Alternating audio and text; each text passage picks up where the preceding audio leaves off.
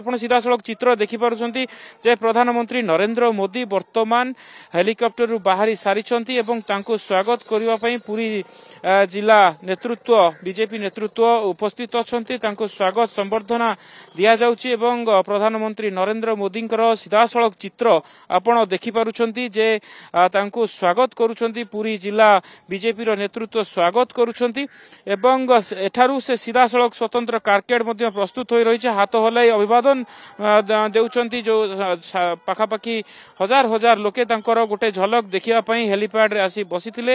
ତେଣୁ ତାଙ୍କୁ ଅଭିବାଦନ ଦେବା ପରେ ନିଶ୍ଚିତ ରୂପରେ ପ୍ରଧାନମନ୍ତ୍ରୀ ବର୍ତ୍ତମାନ ଯାଉଛନ୍ତି ନିଜର ସ୍ୱତନ୍ତ୍ର କାର୍କେଡ୍ ଯୋଗେ ସିଧାସଳଖ ଏଠାରୁ ଯିବେ ଏବଂ ପ୍ରଭୁ ଶ୍ରୀ ଜଗନ୍ନାଥଙ୍କୁ ଦର୍ଶନ କରିବେ। ତେଣୁ ନିଶ୍ଚିତ ରୂପେ ଯାହାକି ସମୟ ନିର୍ଗଣ ଥିଲା ତାର ଅବ୍ୟବହିତ ପୂର୍ବରୁ ପ୍ରଧାନମନ୍ତ୍ରୀ ନରେନ୍ଦ୍ର ମୋଦି ପୁରୀରେ ଆସି ପହଞ୍ଚି ସାରିଛନ୍ତି। ବର୍ତ୍ତମାନ ପ୍ରଧାନମନ୍ତ୍ରୀଙ୍କ କାର୍କେଡ୍ ତାଳବଣିଆ ହେଲିପ୍ୟାଡ୍ରୁ ବାହାରି ସାରିଛି ଏବଂ ଯାହାକି ଆମ ପାଖରେ ସୂଚନା ରହିଛି ସିଧାସଳଖ ପ୍ରଭୁ ଶ୍ରୀ ଜଗନ୍ନାଥଙ୍କ ମନ୍ଦିରକୁ କାର୍କେଡ୍ ଯାଉଛି ଏବଂ ସେଠାରେ ପ୍ରଭୁ ଜଗନ୍ନାଥଙ୍କର ଦର୍ଶନ କରିବେ ପ୍ରଧାନମନ୍ତ୍ରୀ ନରେନ୍ଦ୍ର ମୋଦି।